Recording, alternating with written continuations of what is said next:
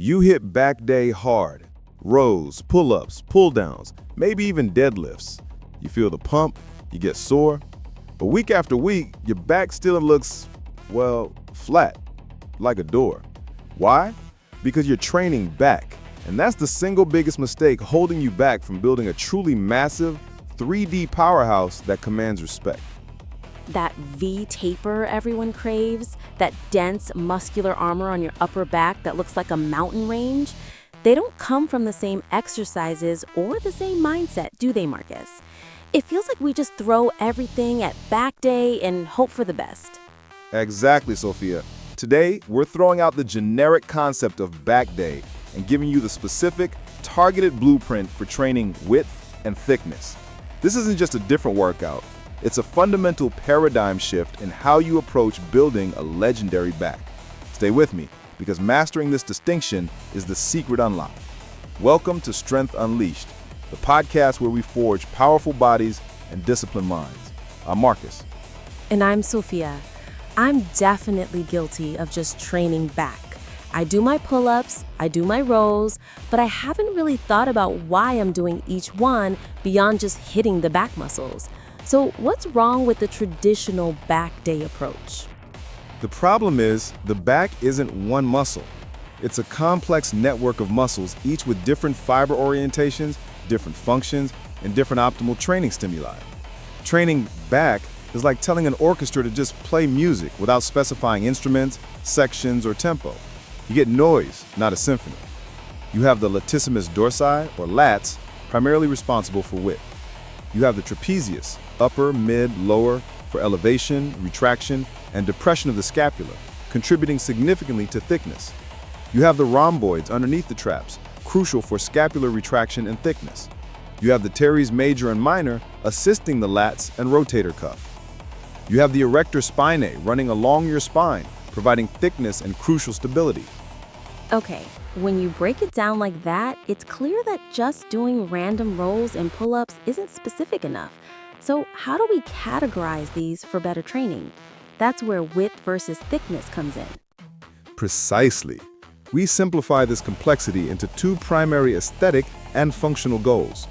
Width, primarily driven by the development of the latissimus dorsi. This creates the coveted V taper, making your waist appear smaller and your upper body look broader from the front and back. Think wings. Thickness, primarily driven by the development of the trapezius, especially mid and lower, rhomboids, and erector spinae. This creates density, muscularity, and that 3D look from the side and back. Think dense muscle mass piled onto your upper and mid back. So width equals lats equals V taper. Thickness equals traps, rhomboids, erectors equals density. Why is making this distinction so crucial for results? Because the types of movements, the angles of pull, the rep ranges, and even the mindset required to optimally train for width are often different from those required for thickness. By understanding and targeting these qualities separately, even within the same workout, you ensure balanced development, break through plateaus, and build a back that's impressive from all angles, not just one. You stop getting random noise and start conducting a symphony of growth. I love that analogy.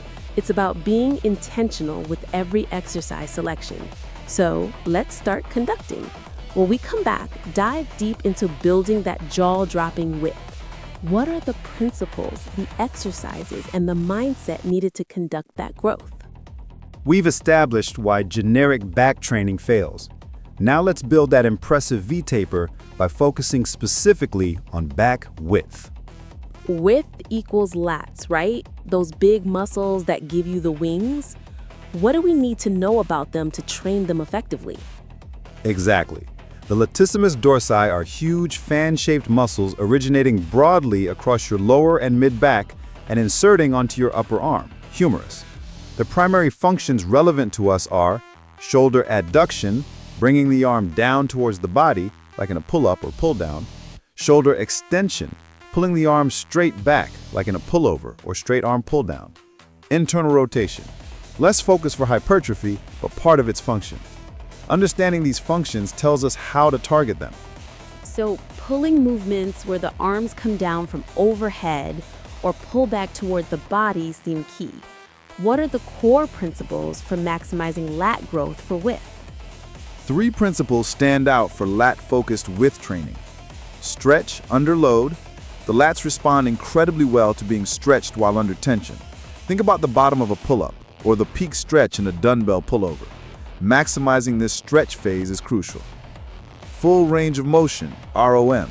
Related to the stretch, ensure you're using a complete range of motion on your exercises to fully lengthen and contract the lats. No half reps. Vertical pulling bias in specific angles. While rows can hit the lats, movements where you pull vertically or close to vertical are generally superior for emphasizing lat stretch and adduction. Think pull-ups and pull-downs.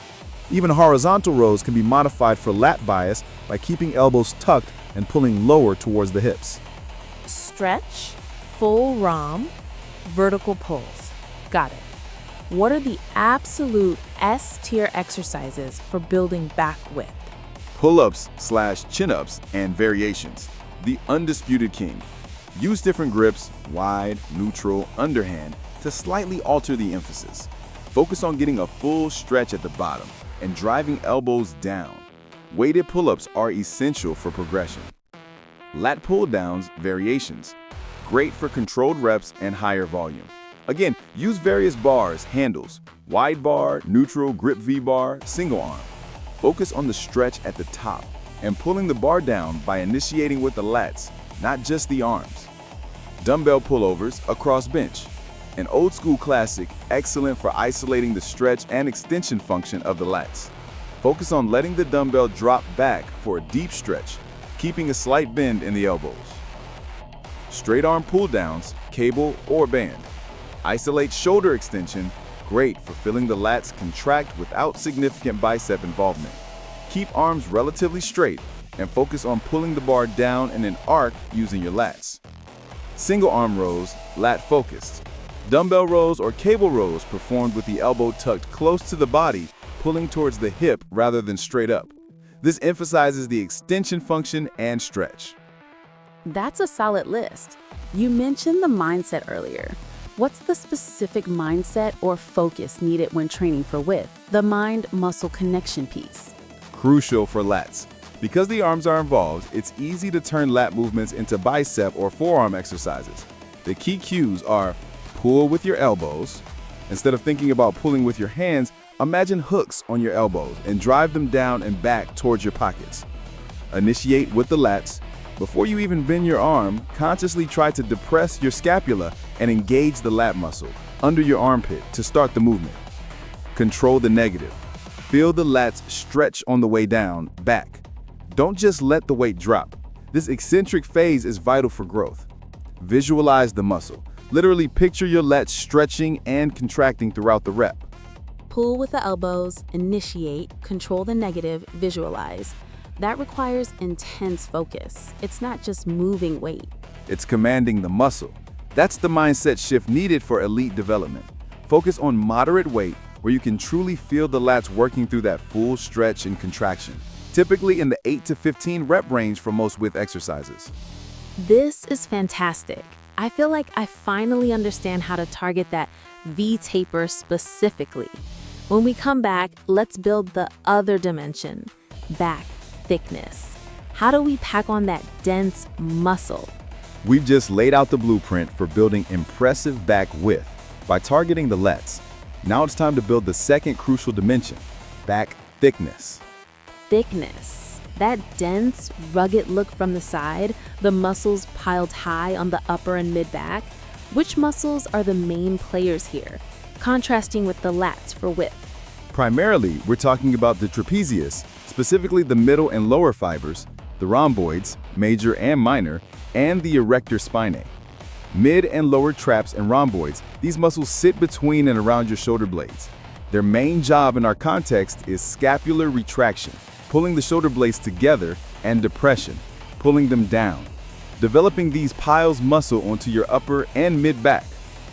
Erector spinae, these run vertically along your spine. They are responsible for spinal extension, arching or straightening your back, and stabilization. Thick, developed erectors look like cables running down your lower back and contribute significantly to overall thickness and powerful appearance.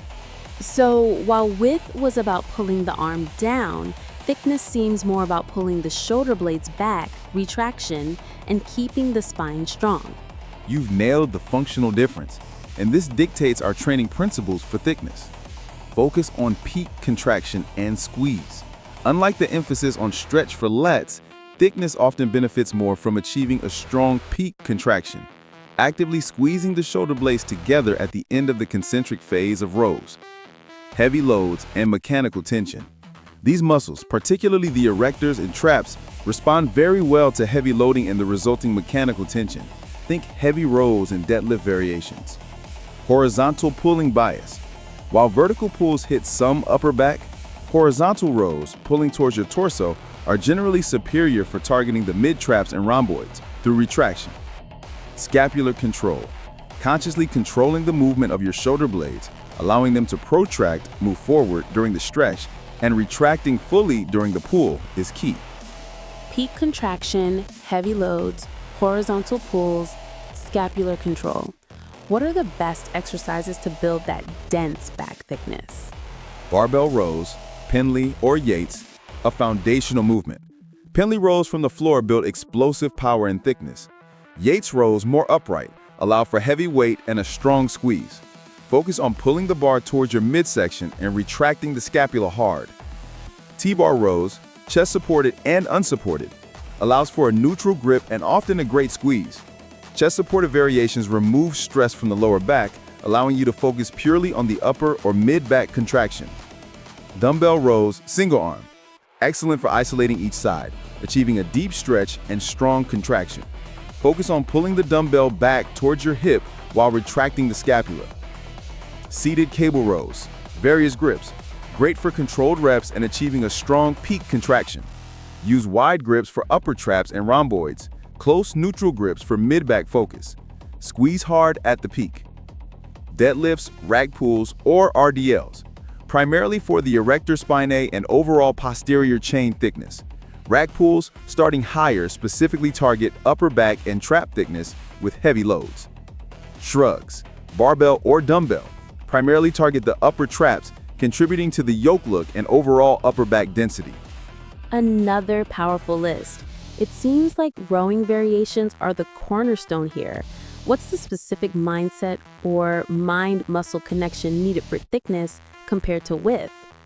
It shifts from pulling with elbows to actively controlling and squeezing the shoulder blades. Squeeze a pencil between your shoulder blades. This classic cue forces scapular retraction and engages the mid-traps and rhomboids intensely at the peak of a row. Initiate with retraction.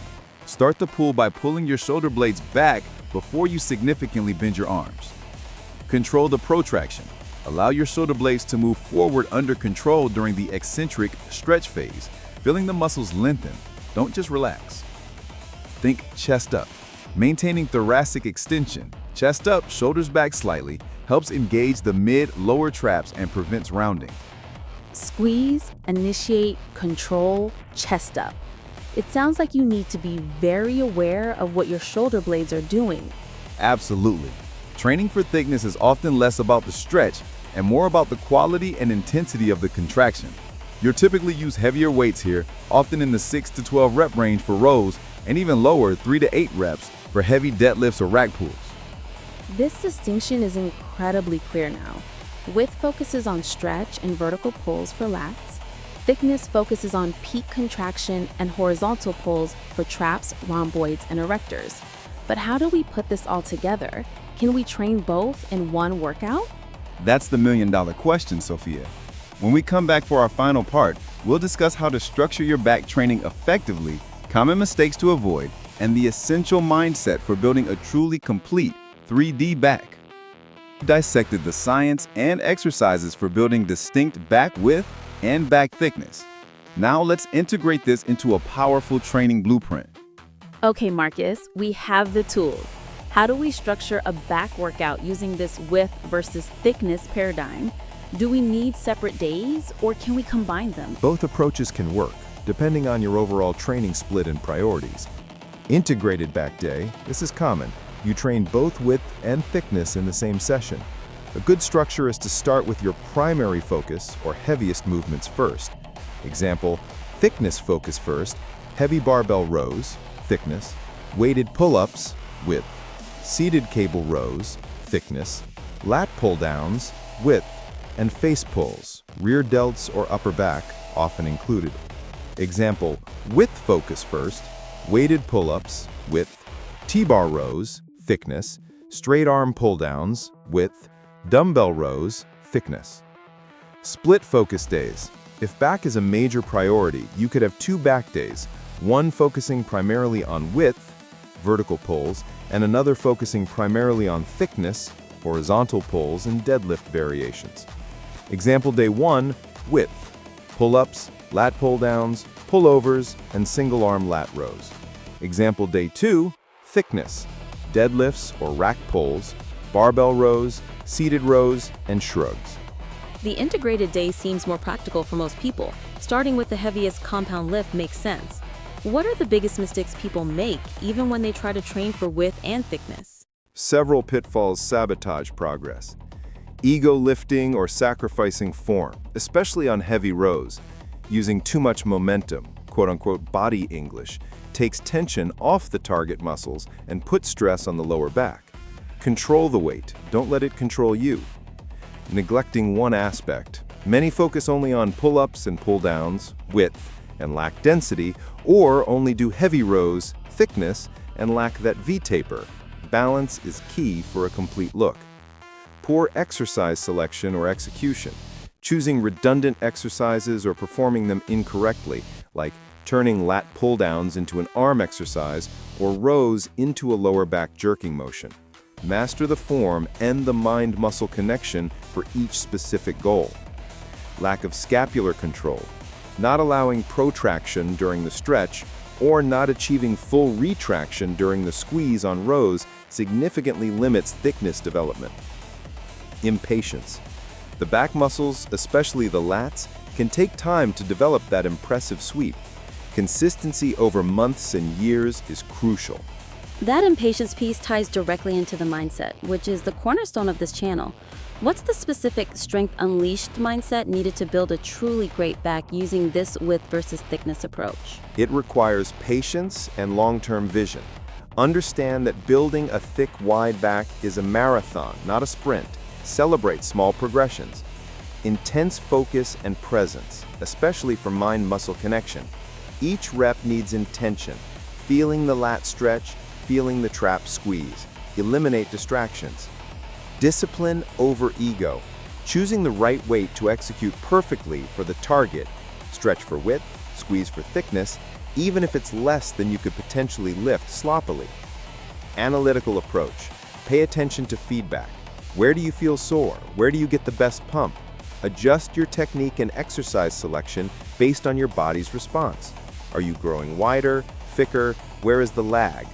So it's about being a student of your own body, applying the principles consistently, and having the discipline to prioritize quality over quantity. That's the essence of it. Stop mindlessly training back. Start strategically building width and thickness. Define your goal for each movement, execute with precision and intention, focus on progressive overload in the right rep ranges, and cultivate the patience and discipline to see it through. That is the blueprint. Marcus, this has been incredibly clarifying. I feel like I finally have a real strategy for back day, not just a list of exercises. That's the goal, Sophia. To move beyond generic advice and provide actionable, effective strategies that deliver real results. For everyone ready to implement this width versus thickness blueprint with specific workout plans, exercise tutorials focusing on these nuances, and advanced techniques, be sure to check out our 3D Back Annihilation program linked right in the description. If this paradigm shift resonated with you, hit that like button, subscribe to Strength Unleashed for more deep dives into effective training, and leave a comment below. What's your biggest challenge when it comes to building your back? Width or thickness? Go build that symphony of a back.